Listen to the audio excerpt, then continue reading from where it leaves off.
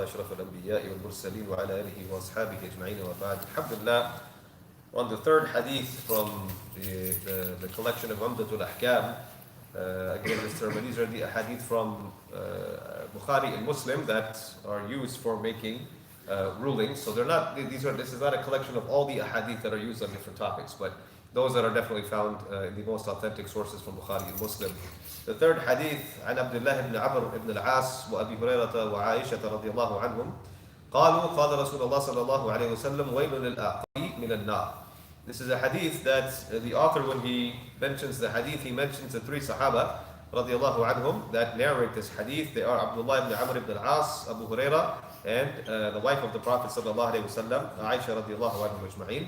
And one of the things the author himself points out is the nature of this type of narration. This is a category of hadith narration that is called mashhur. And those of you that speak Urdu, you know mashhur means what?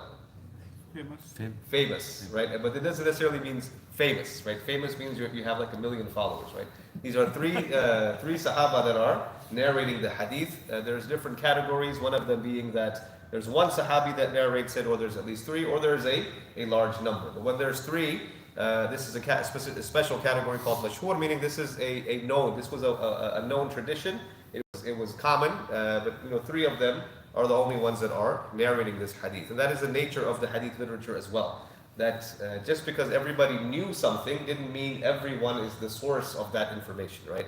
And so just because the three of them are narrating it doesn't mean other people didn't know.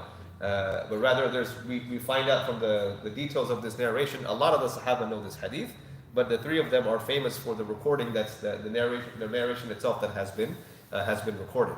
But the Prophet ﷺ, he said, وَيْلٌ لِلْأَعْقَابِ مِنَ النَّارِ, that woe be or wail be to the heels, al-aqab, from the hellfire.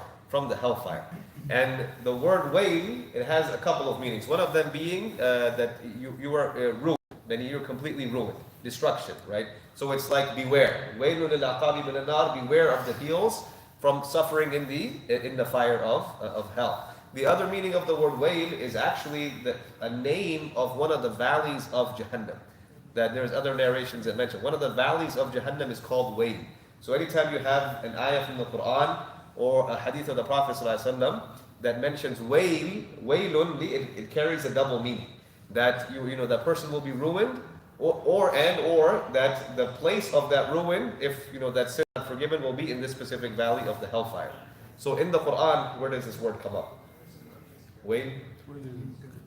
Wailun lil mutaffifin. Those who cheat on the scales when they weigh. Wailun lil musallin alladhina hum an salatihim sahun. Right?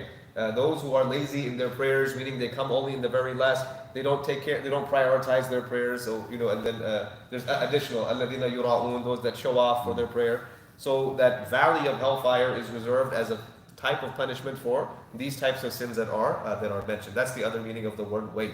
But why did the Prophet ﷺ say, watch out for your heels from being punished in the hellfire? The narration comes when a group of the Sahaba with the Prophet ﷺ they were traveling, and the time for Asr prayer was running out. So they had to hurry up, make wudu, and perform their salah. So some of them, when they made their wudu and they washed their feet, they didn't properly wash their feet. They just kind of took their wet hands and rubbed them or wiped them on top of their feet. There's another narration from the Prophet ﷺ within the same, but it has an extra word, وَيْلٌ لِلْأَعْقَابِ وَبُطُونِ الْأَقْدَامِ مِنَ النَّارِ, that beware of your heels and the soles of your feet from the hellfire. Because the way they made wudu, when they washed their feet, they didn't properly wash their feet. And so there are details that come from this narration that are very, very important to understand. The first one being that properly washing every part of the body that is mentioned to be washed in the steps of wudu is a requirement. And they say that because of the punishment associated with leaving off the act, as mentioned in the hadith.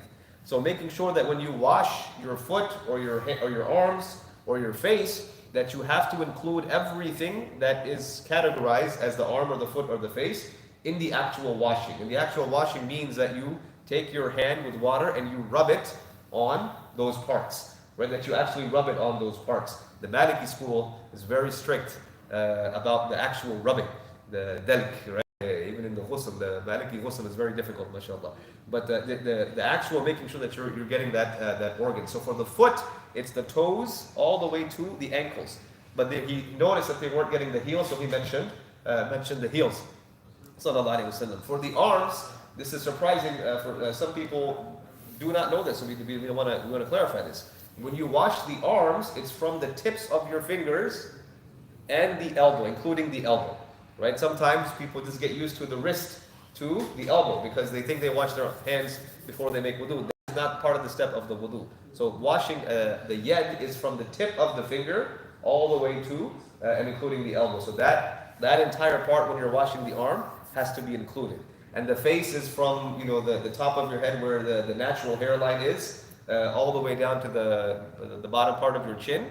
And what the part between, they say shahmatay al-udhunayn, this part is called I don't know what shahma. Shahma is like fat or something, right? Yeah, the fatty looking part of your ear, right? If some people don't have this, right? They have a connected lobe, but the part that's between the earlobes, right? This way is your face. So for those of us that have beards, the part between your beard and the ear, this little piece, is a part of your face that also has to be washed properly.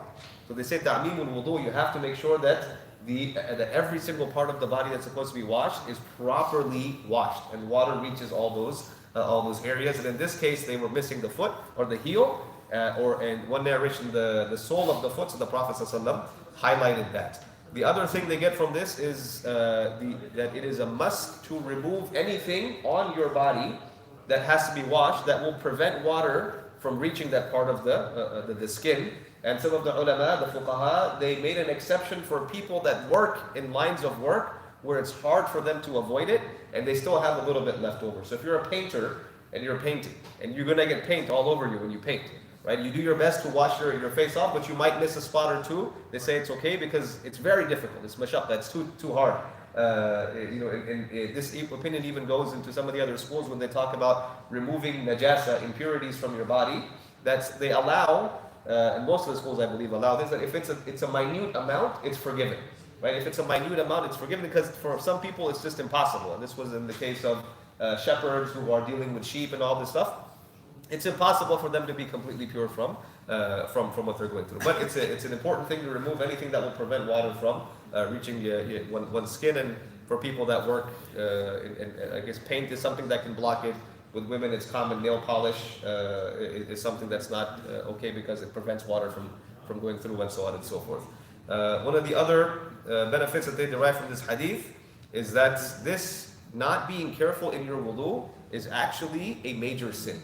A major sin. Because the Prophet ﷺ himself attached a punishment to the leaving off this part of the wudu. وَيْلٌ لِلْأَعْقَابِ مِنَ النَّارِ It's a threat. That's a serious threat. وَيْلٌ لِلْمُطَفِّينَ Where else is this word used? وَيْلٌ لِلْمُصَلِّينَ الَّذِينَ هُمْ عَنْ صَلَاتِهِمْ سَاهُونَ So these are all serious issues that the word wail is used. And so that when the word wail is used, this is a serious issue. So someone that is not careful in their wudu, because if you're not careful in your wudu, your salah is not complete, and so on and so on. It goes down the list from there.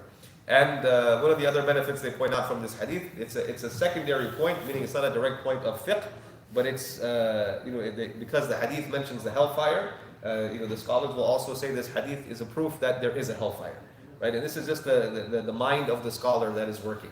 That yes, we're pointing out the issues of fiqh that come in here, but this is also evidence that the Prophet ﷺ mentioned the hellfire, right? They throw that in there because sometimes people have arguments about, well, is the hellfire real, is it not real, so on and so forth. This is again a short hadith, really short hadith from the Prophet ﷺ, but there's a lot of information that is used to derive rulings from such a narration because of the impact that it has. We ask Allah subhanahu wa ta'ala to allow us to perfect our worship, to be mindful of our worship, especially our wudu, which is an important part of our salah, and to forgive us for our mistakes and to accept that which we put forward for Him. Jazakumullah khair wa assalamu alaikum wa rahmatullahi wa barakatuh.